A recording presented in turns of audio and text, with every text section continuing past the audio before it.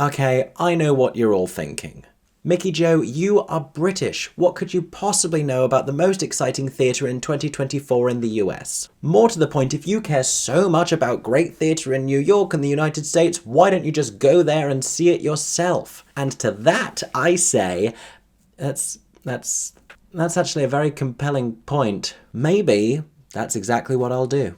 Oh my god, hey! It is true, I am back in New York for around a week seeing a bunch of mostly Broadway shows, plays, and musicals, which I will be telling you more about very soon in a series of vlogs and reviews and coverage coming here to my channel. If you know me already, you may know that last year I came to Broadway twice and saw a whole bunch of shows. I absolutely fell in love with New York and all of the amazing theatre and the city, and so it's probably no surprise to you that I came back so quickly. And if you don't know me already, my name is Mickey Joe and I am a content creator, theatre critic, social media pundit, I guess, here on YouTube, talking about all things theatre. This is not my merch. This is a t-shirt from a movie called Theatre Camp. So recently on my channel, I shared a video with my recommendations for what I think is the most exciting theatre that has been announced for 2024 in the UK, including regional shows, transferring shows, new plays, new musicals, exciting revivals. But interestingly enough, around half of my viewers here on YouTube now come from the US, so I thought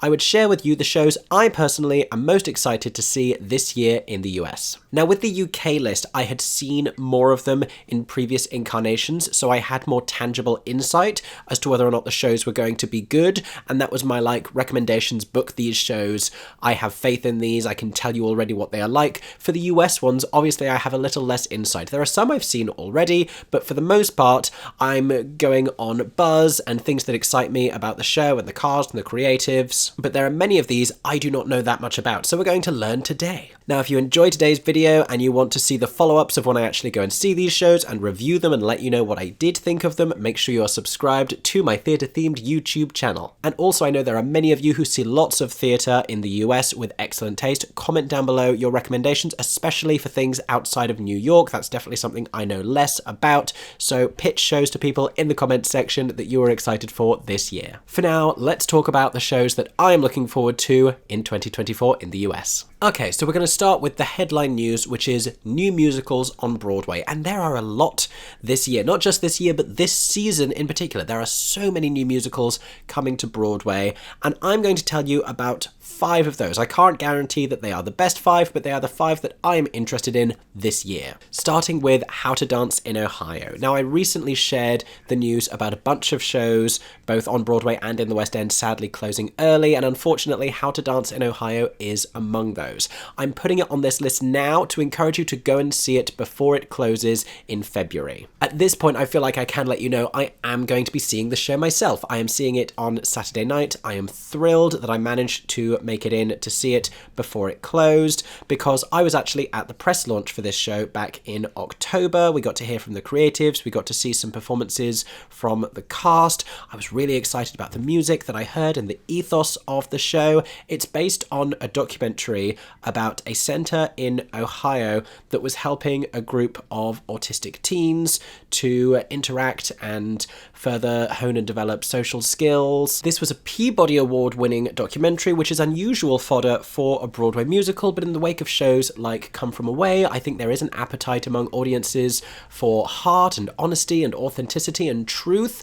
And speaking of all of those things, the show is pioneering in its depiction of the autistic characters at its heart by utilizing autistic performers in those roles. 7 openly autistic actors play the show's 7 autistic characters, which is a major milestone for neurodivergent representation on Broadway. The cast album has just recently been released. You can go and listen to that and get hyped about it, but if you find yourself in New York and you need to go and see something before February 11th, go and see How to Dance in Ohio. Next up, another show I've already seen that has just been announced for this current Broadway season is The Great Gatsby. Now, this had its world premiere at the end of 2023 at Paper Mill Playhouse, and it caught a lot of attention, especially because of its starry cast. It stars Jeremy Jordan of Newsies, of Bonnie and Clyde, of Little Shop of Horrors, opposite Eva Noblezada of Miss Saigon, of Hadestown. Both of them hugely popular, hugely talented actors, of course phenomenal vocalists, and I'm happy to tell you they are both sensational in this show. The material suits them both so well. Jeremy's voice has never sounded better. better. Eva gets just like the most rich and interesting character I think she's ever had the opportunity to act before. There are fantastic supporting performances as well, though the supporting cast for Broadway has not been confirmed because it was recently announced the show is going to Broadway this season. It's going to the Broadway Theatre where Here Lies Love was playing, and I am excited, mostly just that more people are going to have the opportunity to hear Jeremy Jordan singing his big Act 1 number, because that is triumphant, sensational, ready to be written into the musical theatre history books along with Santa Fe, honestly. But I had a great time seeing the very first preview of this show. I'm excited to see how it has developed further. Very intrigued about The Great Gatsby on Broadway. Go and check it out. Then looking beyond this season, but still in 2024, we have Tammy Faye, the musical. I think that's what it's called, or it's just called Tammy Faye. So this obviously is a biopic musical about the life of the famous / notorious televangelist Tammy Faye Mesner / Tammy Faye Baker. And I saw this because oddly enough, even though she's quintessentially American and known far more in American culture than she is in Britain, where we essentially have no idea who this woman is, this premiered at the Almeida Theatre in London, where it was nominated for an Olivier Award for Best New Musical. It won Olivier Awards for 2 of its cast members. Zubin Vala won for Best Supporting Actor in a Musical, rightfully so. Katie Braben won for Best Leading Actress in a Musical, again, rightfully so. They gave terrific performances. They should both come to Broadway, but I have no idea if it's going to be an American Broadway star leading this as Tammy Faye. Bringing over a British actress might raise some eyebrows, even though Katie is sensational. I'm anticipating that Andrew Rannells will reprise his performance because he came over to London to play Tammy's husband, Jim. It features a score with music composed by Elton John, with lyrics by Jake Shears. And another show where I'm excited to see how it has developed. Certainly there was room for it to be developed further, but there is a lot of richness in the material, and absolutely, this is a woman whose fascinating life, very ready to be theatricalized for a Broadway musical. And it was received pretty well in London. I can only imagine it's going to make far more of an impact in New York because, as I say, there is the cultural relevance. So now back to this current Broadway season and the next few months, but over to shows I haven't seen before and I don't know as much about. First up, we have Lempicka. Now, I have been hearing about this for a little while. I've heard conflicting things from different friends who have seen the show, which it's worth saying, just about any show on Broadway, I hear conflicting things from different friends because theatre people have strong opinions, don't we just? But this is making buzz recently as it has announced its cast. Eden Espinosa is going to be starring in it and very possibly may become a frontrunner for the Tony Award for Best Leading Actress in a Musical before it's even started previews. That is what people are saying. It will also mark the Broadway return of Beth Level, who has joined the supporting cast. And it's about the life of revolutionary artist Tamara de Lempicka. I'm on the website now to give you more information about it. It's starting previews on Broadway on the 19th of March, so you have plenty of time to get tickets sorted. The New York Times said Eden Espinosa has finally found a part to match her high-voltage talent in this rousing, surprising, intricately shaded portrait of a conquering heroine. The creative team is exciting because this is from the Tony Award-winning director of Hadestown, Rachel Chavkin, who is busy this year, let me tell you. A sweeping musical portrait of a woman who changed art and culture forever. And this follows critically acclaimed sold-out runs at the Williamstown Theatre Festival and the La Jolla Playhouse. Spanning decades of political and personal turmoil and told through a thrilling pop-infused score, Hello, Lempicka boldly explores the contradictions of a world in crisis, a woman ahead of her era, and an artist whose time has finally come. And this is going to be at the Longacre Theatre on Broadway. Then finally, we have a hugely anticipated new musical that I haven't seen, based on a movie I also haven't seen. I am talking about The Notebook. Don't at me, I've never seen The Notebook, but I've heard good things, both about the film and about the musical. People are really excited for this one because I gather it was very well received on its pre-Broadway run. This is going to be playing at the Schoenfeld Theatre on Broadway, which I've never been to before. The Notebook is a new musical based on the best-selling novel that inspired the iconic film. Okay, so this is based on the book that the film is also based on. Let's get that right. Ali and Noah, both from different worlds, aren't they always, share a lifetime of love despite the forces that threaten to pull them apart in a deeply moving portrait of the enduring power of love, all of which is to say this is definitely going to make you cry. Chris Jones of the Chicago Tribune says The Notebook is absolutely gorgeous, not to be missed, and the Chicago Sun-Times, that's two different words, the Chicago Sun-Times, is that two newspapers that, came together? The Chicago Sun-Times Anyway, not the point. They called it Superb, a stage musical for the ages. This is directed by Michael Greif, a huge name within Broadway musicals, Dear Evan Hansen, Next to Normal, Rent, alongside Shelley Williams, who is currently directing both Aida and The Wiz, keeping very busy at the moment is Shelley Williams. With very exciting writers as well. We have a book by playwright Becca Brunstetter of NBC's This Is Us, and music and lyrics by Ingrid Michaelson, songwriter Ingrid Michaelson, multi-platinum award-winning singer-songwriter Ingrid Michaelson. Now, in the wake of Hadestown and Naeus Mitchell's big success, and Waitress from Sarah Bareilles, of course, we are getting more scores from these exciting singer-songwriters. It has a very exciting cast combining returning Broadway stars with rising stars. I've heard that Joy Woods is terrific in this, but also Andrea Burns is in this, and that's enough to get me to buy a ticket to anything. And this starts quite soon. The first preview for this,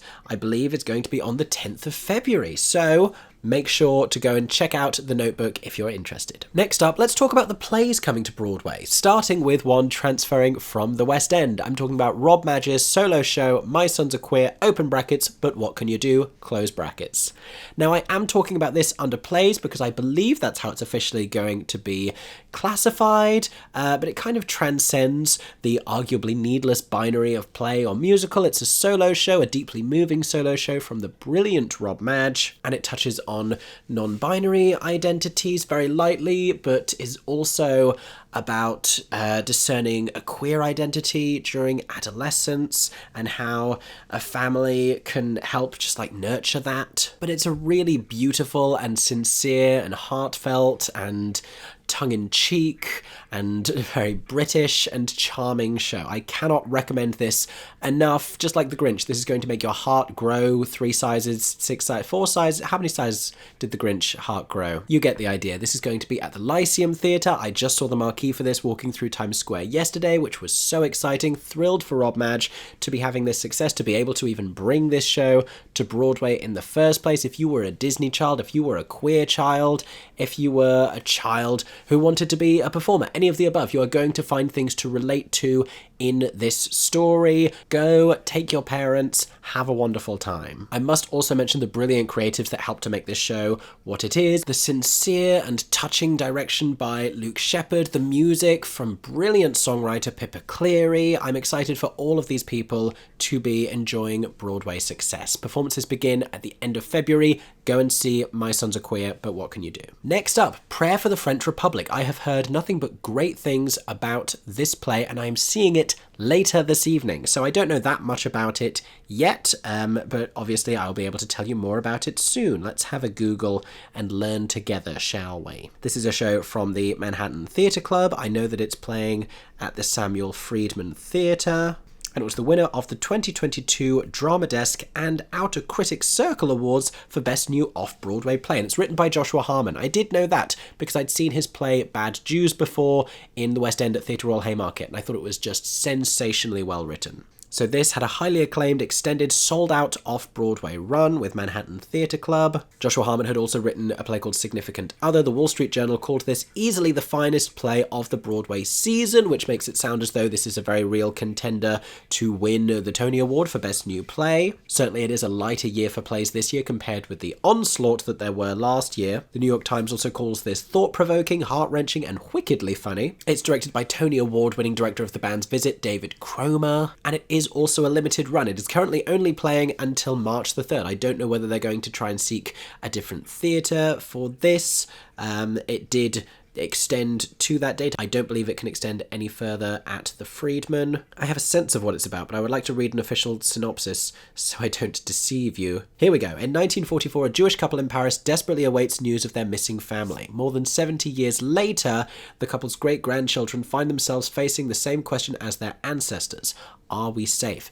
Deeply topical, of course. Following 5 generations of a French-Jewish family, Prayer for the French Republic is a sweeping look at history, home, and the effects of an ancient hatred.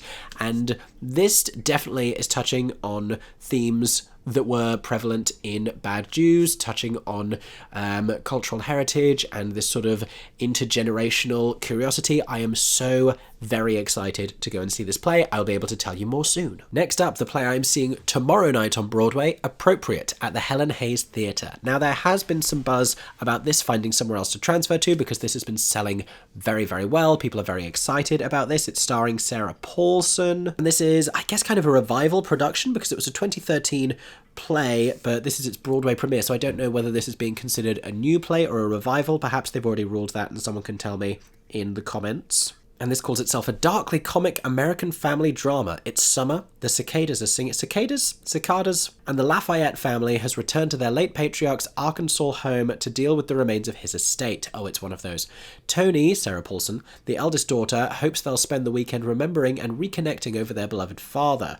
Beau, played by Corey Stoll, her brother, wants to recoup some of the funds he spent caring for Dad at the end of his life. But things take a turn when their estranged brother Franz, oh, I love when there's an estranged sibling, appears late one night, as they always do, and mysterious objects are discovered among the clutter. Oh my goodness. Suddenly, long-hidden secrets and buried resentments can't be contained, and the family is forced to face the ghosts of their past. When aren't they? Honestly, this is giving me like August Osage County. I am excited about this. I'm excited just to see Sarah Paulson on stage, which is presumably a big component of why it sold so well, but I'm also hearing great buzz about this play. So again, I will be able to tell you more later.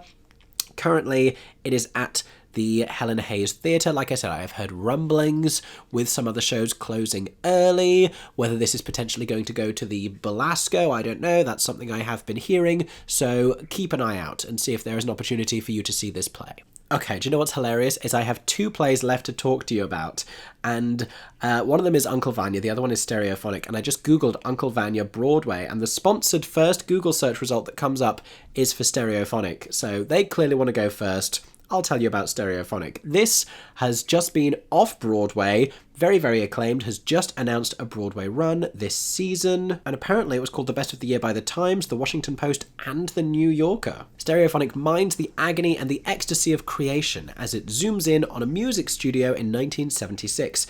Here, an up-and-coming rock band recording a new album finds itself suddenly on the cusp of superstardom, and the ensuing pressures could spark their breakup or their breakthrough. Written by David Adjmi, directed by Daniel Orkin, and featuring original music by Arcade Fire's Will Butler, though this is a play, not a musical. Stereophonic invites the audience to immerse themselves with fly-on-the-wall intimacy in the powder cake process of a band on the brink of blowing up. And from what I understand, it may be loosely based on Fleetwood Mac. Certainly you can hear some similarities with some of the details there. Where is this going to be? How far through this ticket buying process do I have to get before you'll tell me where the theatre is? Golden, that's it. This is going to the Golden Theatre. I forget about the Golden Theatre. Another one I haven't been to before. So this is going to be at the Golden Theatre from April. Do we know who is in the cast? I assume so. Oh, fantastic. The full off-Broadway cast are reprising their performances for the Broadway run. That's Will Brill, Andrew Butler, Juliana Canfield, Eli Gelb, Tom Pakinka, Sarah Pigeon, and Chris Stack. But there are a few things more comforting than a show moving to Broadway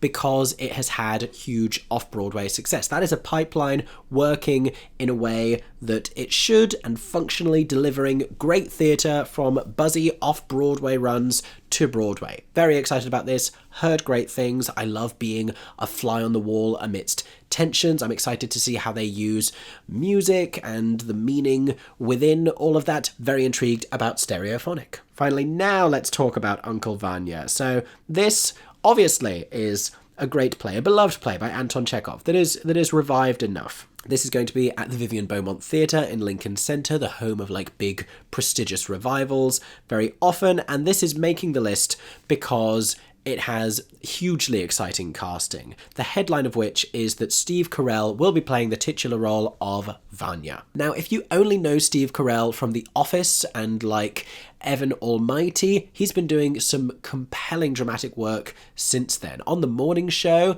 terrifying and fascinating, and so I am very excited for him to be appearing on the Broadway stage as Vanya alongside Alison Pill, alongside Alfred Molina, My God, Alfred Molina. Anikune Rose returning to Broadway as well. Honestly, so many exciting names in this cast. Also Jonathan Hadari, also William Jackson Harper. Oh my gosh, from The Good Place. Also Jane Howdyshell, I love her. So many exciting things about this revival. Tickets are going to be hard to come by, I can tell you that now, but everyone is going to be talking about this. Is it a foregone conclusion that this is going to take Best Revival of a Play? I am very excited about seeing Uncle Vanya on Broadway. I don't have tickets to currently, but I'm going to make that happen because my gosh. Hello, it is a new day. I had to pause filming yesterday to head into the city and go and see Harmony, which incidentally is another bonus recommendation I'm adding to this list. I didn't initially put it in the new musicals section because much like How to Dance in Ohio, it is closing unfortunately very soon, prematurely. Again, I spoke about this recently in another video, and for reasons I can't explain, I was getting ready to be underwhelmed by this show, and I had the opposite experience. I don't want to say too much because obviously I'm going to do a full review video here on my channel, but for now, because it is closing soon, I will say go and see Harmony. My gosh, go to the Barrymore Theatre, go and see Harmony, like right now. Go and do it right now. Or after you've watched this video, because we are about to talk about the most exciting Broadway musical revivals coming this year. Starting with maybe the buzziest show worldwide in recent memory, I'm talking about Jamie Lloyd's revival of Sunset Boulevard. And what is there that is left to say about this show? I have talked about this extensively. I have covered the news of this heading to Broadway. I reviewed this show when I went to go and see it in the West End. This is a groundbreaking, complete reinvention of the show, aesthetically and dramatically. It does away with all of the glamour and the traditional visuals that you might expect. It reconceives the show as something very different with this contemporary urgency. It is built around the star performance of Nicole Scherzinger, who is surprisingly sensational in this leading role as Norma Desmond. She sounds phenomenal. She is giving the most breathtaking vocal performance, but a wholeheartedly committed acting performance as well. The trio of cast members around her also joining her on Broadway, having played the roles in the West End. David Thaxton, who gave maybe the best, most meaningful, subtle, heartbreaking acting performance in this production as Max. Tom Francis, who was fantastic as Joe, and Grace Hodgett-Young, who made a wonderful West End debut playing Betty Schaefer. This is a remarkable production. Everyone's going to be talking about it. We don't know where it's going yet. I have heard talk of the Majestic. I've also heard talk of the St. James, and I personally am not ready to rule out the Hudson, even though I think they're anticipating this selling well enough to go into one of those bigger houses. If you're a fan of the original, I think you owe it to yourself to experience this take on it. It's not going to be that same interpretation of the show, and if you don't like the material traditionally, if you don't like Andrew Lloyd Webber shows traditionally, I've heard plenty of people saying that they came from that perspective and loved this. But it is not the only major British musical theatre revival heading to Broadway in 2024. The other is Cabaret. This is Rebecca Frecknell's award-winning revival of Cabaret that converted the Playhouse Theatre in London to the Kit Kat Club and gave audience members this immersive pre-show experience with a pre-show company performing in these different bars that they created around the space. It had audience members entering via the stage door and being offered shots like it's this seedy underground Berlin nightclub, trying to immerse you in the feel of the show, which ultimately sets itself within the Kit Kat Club. Now, this was and continues to be a major hit in the West End. It swept every acting category in the Olivier Awards, and one of those performers, Eddie Redmayne, is reprising his performance on Broadway. He's joined by a very exciting cast around him, all of whom I have faith in because I trust director Rebecca Frecknell. I trust her implicitly, perhaps with my life. And I am very curious to see how this production is received in New York, because Cabaret has had a major production more recently in New York, that last return of the Sam Mendes production with Alan Cumming and various other stars, so I'm intrigued to see how this one goes down. But it's going to be playing at the August Wilson Theatre, which they are converting to a similar in-the-round layout that they currently have at the Playhouse, aka the Kit Kat Club in London. They are going to be offering premium seating cabaret tables with food options that you can buy as well, so they're doing this whole premium glitzy shebang of an evening out on the town in New York to go and see a Broadway show. Which, as I'm sure you're thinking, does cater to the more privileged ticket buyers and the wealthier audience members for sure. But I also think Cabaret is one of the greatest musicals of all time, and this is a really interesting production that finds new things in this material that has been revived and performed so many times. Now here's one that I haven't seen, but I've heard great buzz about. I am talking about The Wiz. Now, I've never even seen the movie of The Wiz. I saw the live TV version that they did, The Wiz Live, but this is a brand new production that is currently touring the US ahead of its Broadway run. It's going to be playing at the Marquee Theatre. I just passed this the other day. They have these gorgeous cast portraits up with fantastic cast. My goodness, particularly excited for Kyle Ramar Freeman, who was so good in A Strange Loop. He's going to be playing the Cowardly Lion. But I do also think that this is just a great show for Broadway right now for multiple reasons, because we have a lot of depressing musicals and darker musicals and gothic stuff, and there's a lot of like World War II related stuff on Broadway and about to open on Broadway, and Merrily We Roll Along, maybe currently the best show in town. Not particularly optimistic, depends how you interpret it, but something like The Wiz, which is just unashamedly joyous and celebratory. I am ready to bop around to Brand New Day. And also, since A Strange Loop, have we really had like a celebration of black art within the musical theatre world? There have been a lot of great plays celebrating black art and writing and artistry, but I feel like not so much in musical theatre, so that also feels overdue. And I also need to see The Wiz live, like that is an issue that needs to be rectified. Now, next up is a major musical revival, but not quite on Broadway. This is open right now. I am seeing it this weekend. I'm talking about the New York City Center Encore's production of Once Upon a Mattress. So if you don't know, Encores produce these semi-staged, increasingly more staged concert productions of what used to be like lesser known and historically lesser produced shows. In recent years, they have started to produce some slightly more commercially viable stuff, like Into the Woods that went to Broadway. In fact, many of their shows have gone to Broadway. The currently long-running production of Chicago on Broadway originally came from New York City Center Encores. That's why its staging is more minimal. Last season's revival of Parade came from Encores. And currently they're reviving Once Upon a Mattress,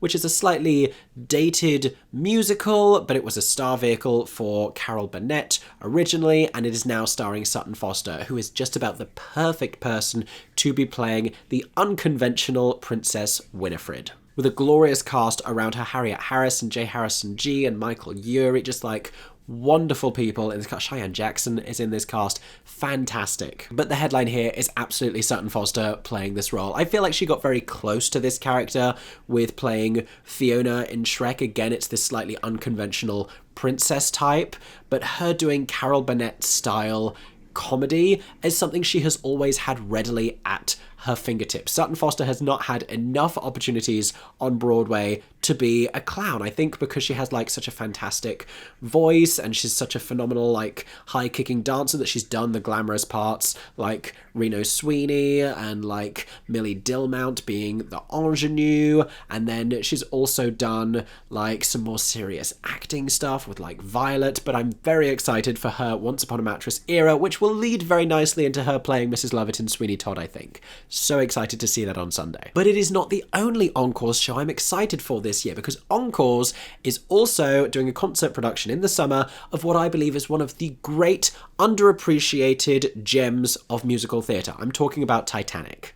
Now, if you didn't know, now you know. There is a musical version of Titanic and it has nothing to do with the film, other than the fact that they're both based on the real-life sinking of the Titanic. But Jack and Rose do not feature in the musical Titanic, and it is dissimilar to Titanic, which is a fun, silly Celine Dion-filled parody of the film. This is a heartfelt, honest, beautiful, rhapsodic interpretation of the real-life story, featuring real-life characters who were on the boat. And the most stunning score by Maury Yeston. The scale of this show when it was first seen in the 1990s, the number of characters, the force of that music. I'm so excited. Bonnie Milligan is among the cast that has been announced for this. She is playing a role that was originally played by her Kimberly Akimbo co-star Victoria Clark, which is quite lovely, but also she's going to be fantastic as Alice Bean. My goodness, I can already hear her singing the hell out of that score. Just like, I'm thrilled. Thrilled Titanic is coming back. Thrilled that Encores is doing it.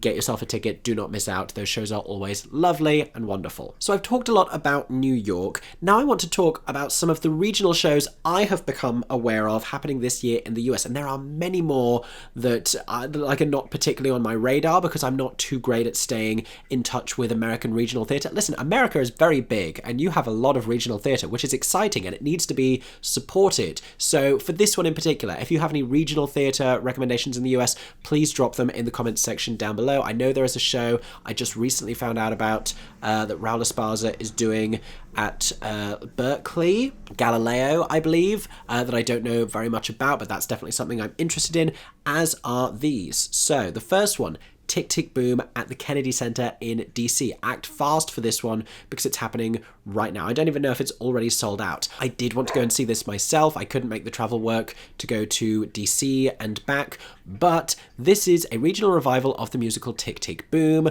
which is about the life of Jonathan Larson, the late composer of the musical Rent. This show was recently adapted for a film starring Andrew Garfield. It was directed by Lin-Manuel Miranda, Lin having played Jonathan in a previous staging of the show. And what's special about this revival is this is directed by Neil Patrick Harris, who, you guessed it, played Jonathan in a previous staging of the show in London. And this time it will star 2023 Tony Award winner Brandon Uranowitz, who I guess will have to direct the show in like 20 years' time. Now, ever since that amazing film was made, I have been stunned that no one has revived Tick Tick Boom, so I think this is going to be something very special. Also, with these names involved, I'm kind of thinking, are they eyeing a Broadway run or an off-Broadway run? Maybe it could even come in this summer. I'm not saying that because I know anything or because I've heard anything. I'm literally just looking at the people involved and thinking, that would be a good idea. I would invest, personally. The music is so great, as you would expect. It's Jonathan Larson. It also stars Danae Benton from Natasha Pierre and the Great Comet of 1812 and Gray Henson from Mean Girls and Shucked. Listen, if you can get yourself to this or if you're already going to this, I am supremely jealous of you, but have the best time.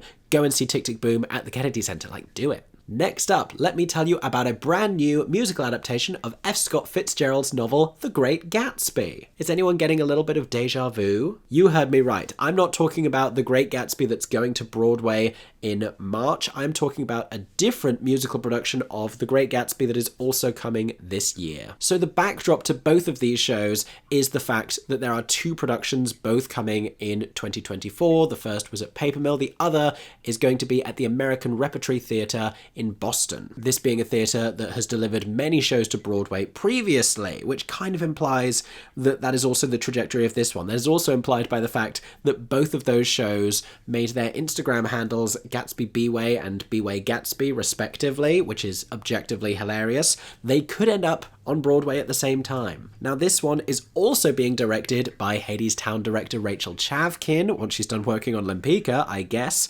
It's going to be choreographed by Sonia Tyre, and it has music by Florence Welsh and Thomas Bartlett. Also lyrics by Florence Welsh. Florence of And the Machine fame, interestingly enough. This is her first time composing and writing for musical theatre, so that in itself is exciting. We don't know who the cast is yet, but there are some exciting names being tossed around. These are meaty roles. And I think it's going to be really interesting seeing two completely different interpretations of this really great source material. What is this one going to do differently? The artwork seems to imply it might be a little bit of a darker, more gothic take. The one going to Broadway is a little bit more Disney-fied, so I will be super intrigued. Needless to say, people are going to be talking about this, and if you want to be part of the conversation, you're going to need to have seen both Gatsbys. Now, it wouldn't be me making this list if I hadn't found a Sondheim revival that I'm devastated I can't go to, and that's not even me being coy, and I'm going to turn up in New York again on a surprise trip and be like, bam, I am going. I literally can't go and see this production and I'm very sad about it. But Sunday in the Park with George is going to be getting a production at the Axelrod Performing Arts Centre. I know very little about this venue. My friend Ashley has told me about it.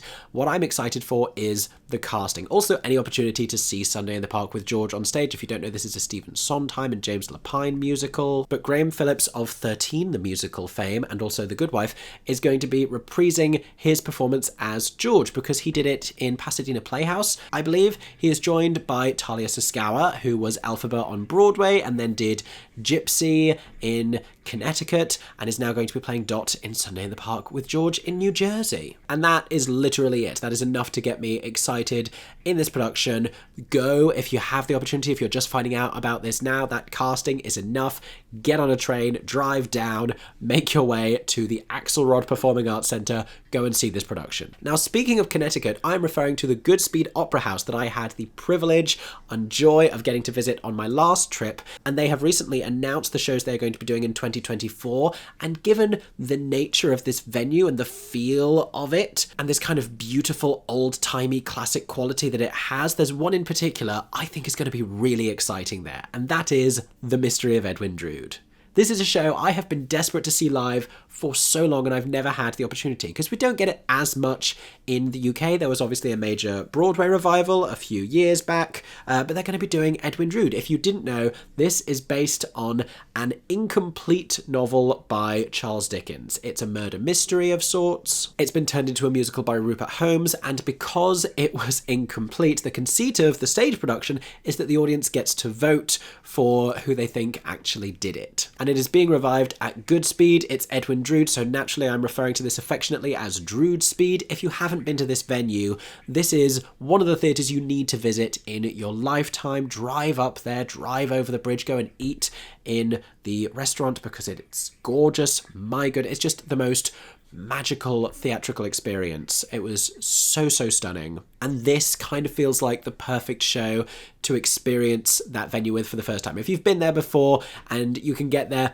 go back, go and see Edwin Drood. I have no doubt that there will be some exciting casting. I say that like I know something. Again, I don't know anything, but I have faith in Goodspeed and the wonderful team who work there. Now that one I may try and come back for. Finally, this last one could be the regional new musical premiere of the year. I'm turning my attention towards Chicago for the world premiere of the musical version of Death Becomes Her. Now, not to lose my gay card by telling you this, but I have never actually seen the film, don't hate me.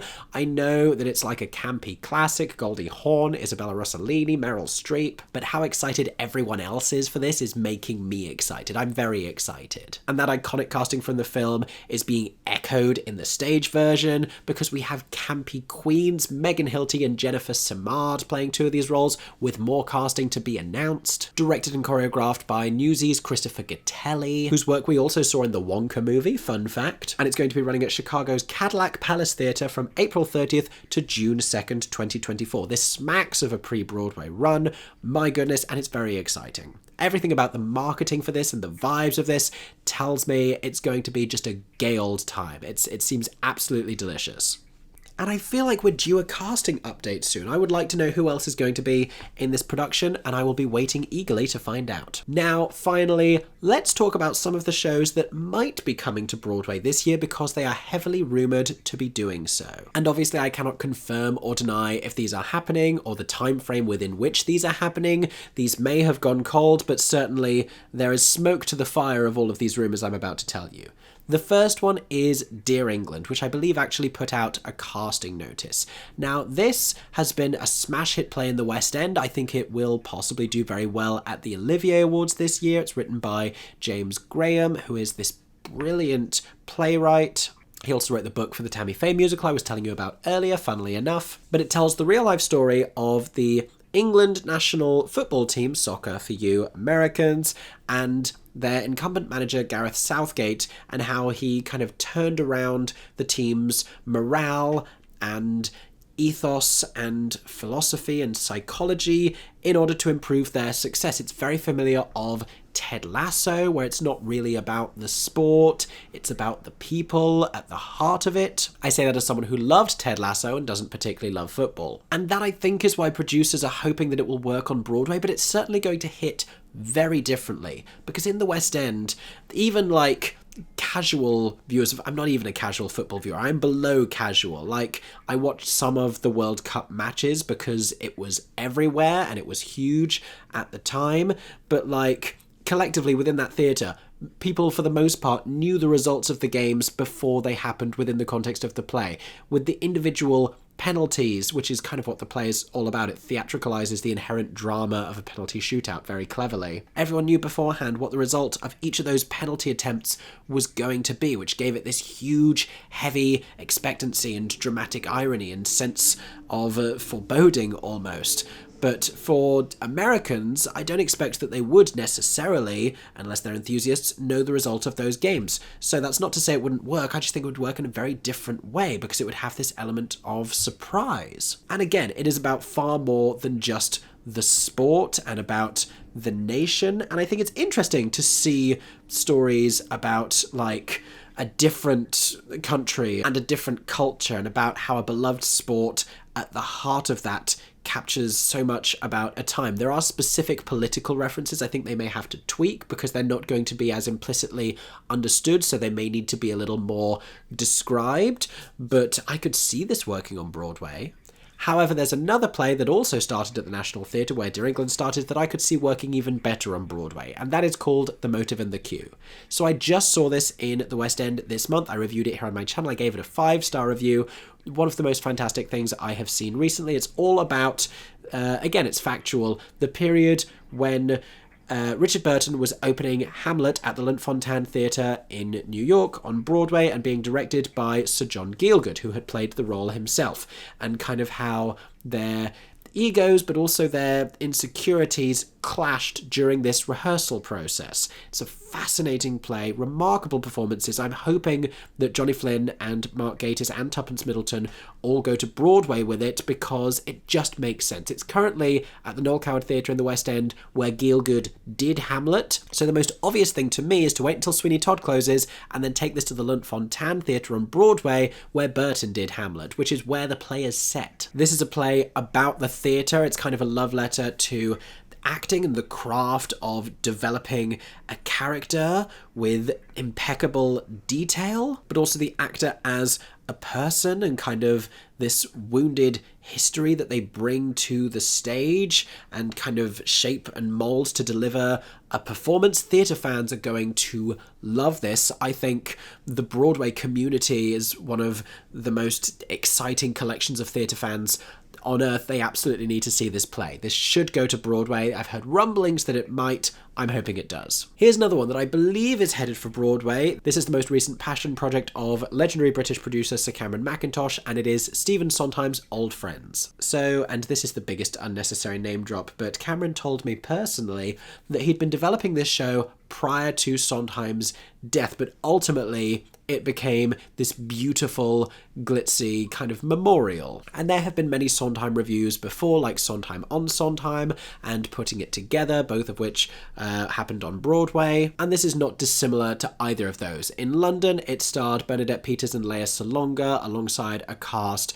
of British performers, all of whom had done an immense amount of Sondheim. Assumedly, I could see Bernadette and Lea reprising their leading roles in a Broadway production with a cast of Americans around them. Bernadette Peters, who obviously has done many Sondheims, worked with him in original productions of Sunday in the Park with George and Into the Woods, and so makes perfect sense, recreates many of her iconic roles. I said about this show, this is Bernadette doing everything you know she can do and you love her for doing, and Lea Salonga doing everything you never knew she could do, because unless you're one of the people who got to see her playing Mrs. Lovett in Sweeney Todd, you never really knew that she was going to give such a fantastic, layered, nuanced, funny performance of it. She also gives you a little bit of Mama Rose from Gypsy, which has me crying out for a Lea Salonga-led Gypsy revival. Basically, if you're any kind of a Sondheim fan, it's just a beautiful, glorious evening. They have so many exciting possibilities of people that they could cast in it in New York. I have reason to believe it is heading to Broadway. enjoy when it gets there. And again, I've reviewed it here on my channel. If you want to know more about it, you can go and watch that review video. Next up, another play that is about to open in the West End but screams Broadway is The Picture of Dorian Gray starring Sarah Snook. Now I say this screams Broadway because Sarah Snook was one of the stars of Succession, which was huge in the US, far more so than in the UK, and it will definitely sell tickets over there. Another Succession star, Jeremy Strong, is about to do An Enemy of the People on Broadway, but I'm particularly excited for The Picture of Dorian Gray because this production has come from Australia, where it had rapturous word of mouth. So many people have commented and emailed me and got in touch to tell me I'm going to love this, that this was one of the most incredible things they have ever seen. I'm seeing it soon. I'm seeing it next month. Make sure you're subscribed to my channel so you don't miss the review video that will be coming out about that. So I don't have much else to tell you because I haven't seen this yet, but I am very excited about it, and it makes so much sense that this would go to Broadway after the West End. Finally, there is still nothing substantial to suggest that this show will definitely go to Broadway, but there is definitely murmurs about it happening. I'm talking about The Little Show That Could, currently winning over fans in the West End and extending and extending and extending their limited run at the Fortune Theatre, Operation Mincemeat. So this is a plucky, silly and smart and comical but meaningful show about this real-life escapade that was perpetrated during the Second World War in order to help turn the tide. This little military intelligence operation that was created to deceive the Germans into moving their troops around to give British and Allied forces an advantage. This same story has also been the subject of a comparatively more serious film adaptation, so if you know that Operation Mincemeat, then it's the same story, but this one is very different tonally. This is not unlike a Star Kid musical, but a very British Star Kid musical. It's like a slightly more up-to-date Monty Python-esque vibe, I guess you could say. And it is that beautiful combination of things which is deeply unserious and incredibly silly, while also being legitimately moving and intelligent. Also one of the funniest things I've ever seen at the theatre. You have this cast of 5 performers who are all multi-rolling and literally putting on different hats. It's incredibly slickly directed. It has a wonderful new set. They're all phenomenally talented, playing characters of different genders. It's just a wonderful show. I'm hoping it's going to do very well at the Olivier Awards this year and throughout this awards season. It's already won a Best New Musical award years ago when it was just doing smaller off-West End runs. It truly is this little show that could, that has just been plugging away and gaining momentum, so a Broadway transfer would be the most wonderful conclusion to that story. But in the meantime, until we hear further news, those have been my recommendations, or what I'm most excited about in the US in theatres in 2024. Like I said, if you have recommendations, I know you're all brilliant, smart theatregoers, drop them down below for each other, but also for me. I will be reading through your comments, and if there's anything that I need to go and see in the US this year, let me know, and I will see if I can make it happen. In the meantime, like I said, I am in America right now. I have already seen 3 shows on Broadway. I am seeing 6 more shows before the end of this trip. There's going to be vlog content, there's going to be reviews, there's going to be many more exciting things. Make sure you're subscribed, stay tuned for all of that. I'm so excited to bring you that content. And shout out to the people I've already seen on the streets of New York who have said hello. I hope you've enjoyed this video, and I hope that everyone is staying safe and that you have a stagey day. For 10 more seconds, I'm Mickey Joe Theatre. Oh my god, hey. Thanks for watching, have a stagey day. Subscribe!